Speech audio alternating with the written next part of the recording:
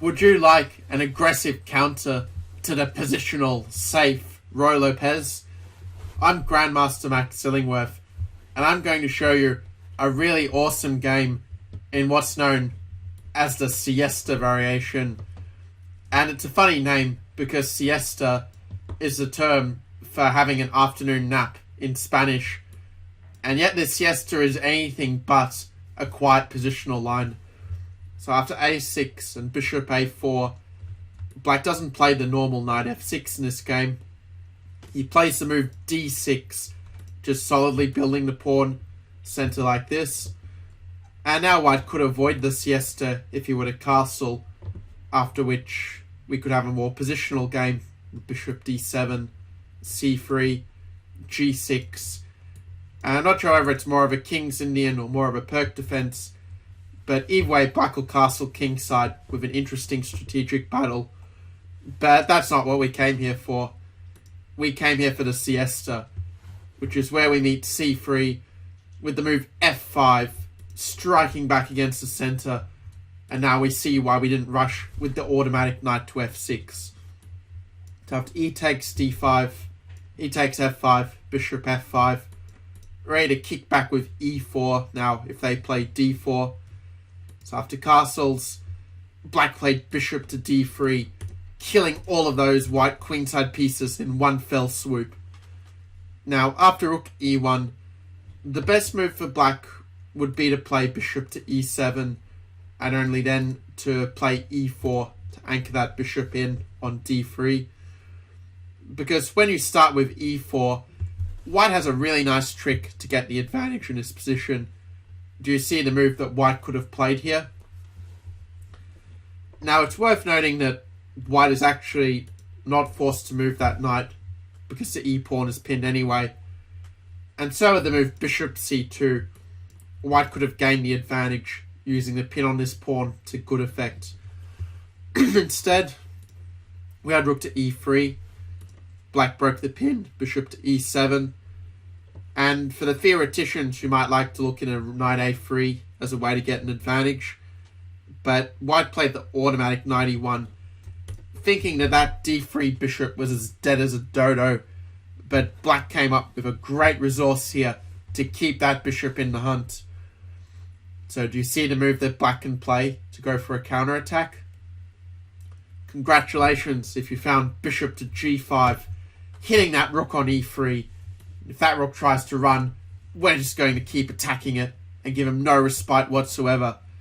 So white played knight takes d3, bishop takes e3. It looks like white has blundered the exchange, but white played knight b4. And who's the player who really blundered in this position? Is it black because of the mega fork coming up with the bishop, if the bishop were just to retreat? Or is it black who has the attack? Well, I think you can tell from my tone that black won an absolute brilliancy here. Absolutely devastating, a nearly 2,700 Grandmaster. And the way that he did it was with bishop takes f2, sacrificing the bishop so that the queen can slide in the attack, queen h4. And now after king g1, this is where we have a choice. And this is where we separate the men from the boys. So you could just play a solid move like knight g to e7, keeping your knight safe, accepting the fact that white has two bishops for the rook and pawn.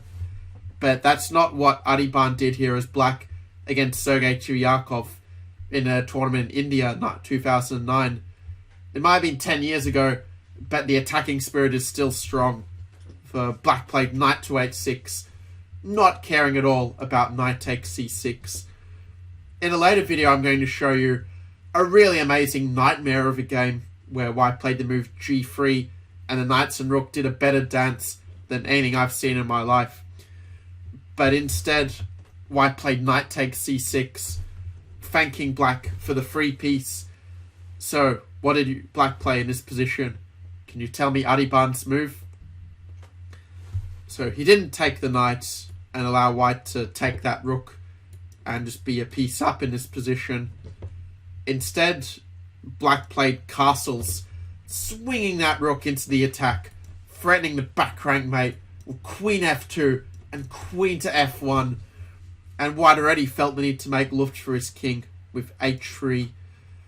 If he had tried another defense, like queen to e2, this is where we slide the knight in, knight g4, threatening mate, and after g3, queen to h3.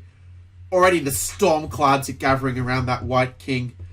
Do you see the move to finish it mate in 2 if white plays knight to d4? I bet you've already seen it if you paused the video and thought about it. Rook f1, forcing that queen to take, and then bam, we checkmate him with queen takes h2. And wasn't that an absolutely quick brilliancy? You even made it in time to watch the football game. However, the game turned out a bit differently. Well, we had the move h3 by white, trying to keep that knight at bay. But it turns out that black has a few tricks up his sleeve. Do you see how we can live the rook's dream in this position? Now, you might be tempted to go queen f2, but then the king will slide away and find some relative safety. So instead, black brought the rook in, invading the heart of white's position, threatening the mate with queen to g3, and how on earth is white going to get out of this mate threat? So we had knight e7, trying to bait that queen away, but the queen was not distracted from the mission of mating the white king. So king h8, deadly quiet move, knight to d5, and now it might be really tempting to finish off their king with queen to g3, but then knight e3 would keep that king safe by defending the g2 pawn. So what's the way to make sure every piece in the attack, to make sure everyone is raving at this party on the king side? That's right, you've seen the move rook a to f8, lining up those rooks on the f-file, make sure every piece is involved in the attack on the king. That's how you finish off the enemy king. So white played knight e3 in this position, making a quick retreat.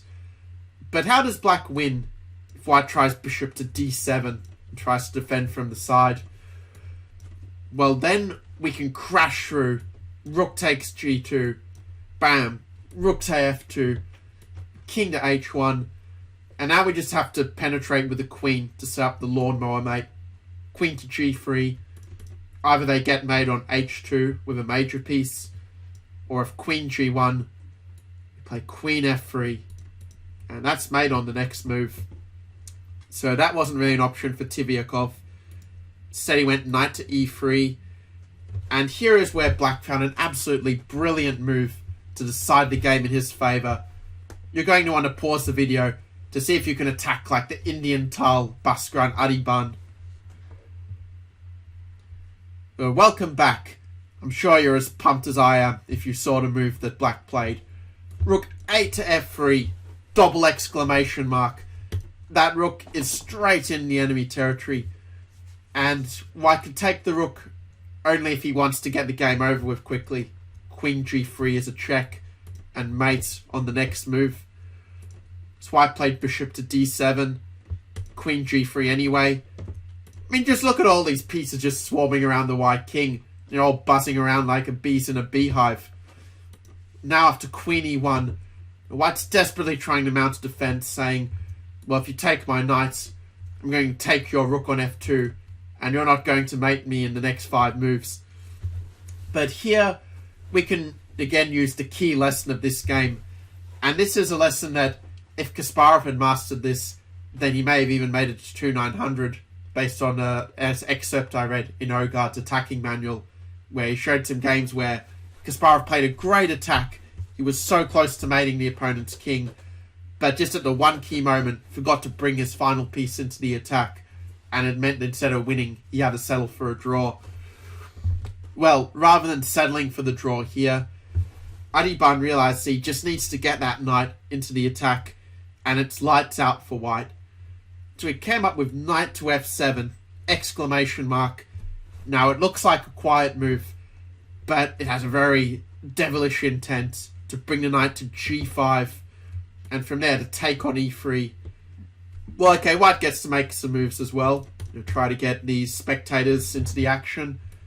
So say they do some dummy move like a4, another dummy move like a5 here. Well, then we could play rook takes e3, and either we meet queen f2 with rook e1, or if they take the other rook, then we mate them with queen g2. So that would be a pretty nice attack. In fact, I got so excited about this knight maneuver that you can even improve it with knight e5 and swing that knight into d3, so that if they play queen d1, well, you're not just winning material, you're just forcing checkmate in this position. As Lasker like to say, when you see a good move, look for an even better one before playing your desired good move. So white played d4 in this position, trying to get that bishop into the action before it's too late. Unfortunately for white, it is already too late, where black played rook e3, going for that attack on this pawn. Queen takes f2. Do you see a great x-ray for black in this position? That's what I'm talking about. Rooks at e1, using that x-ray that way. So if white takes on e1, we don't just win the queen, but we win the bishop, win the pawn.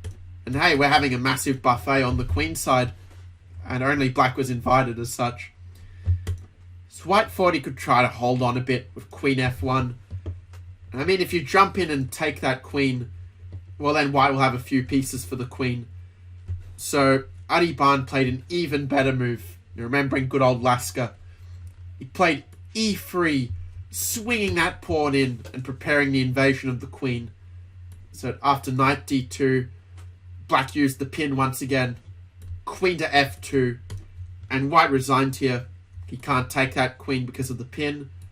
If he moves to king, then we feast on the white pieces. Rook takes f1. And hey, our pawn can even do a runner. Can show off with e2. And good luck stopping this pawn becoming a queen. So, thank you for watching this video. Are you really excited to play the Siesta in your own games? It's opening, it can easily mislead the opponent. They'll think, oh, it's called the Siesta. Oh yeah, I'm playing the Siesta. Nice, quiet, restful opening. But it's going to be white who's living the nightmare if he doesn't find a way to deal with our mega attack like we saw in the game. So, please leave your comments of what you learned from this video. And please like and subscribe if you're really enjoying this content. And I will see you in the next chess video.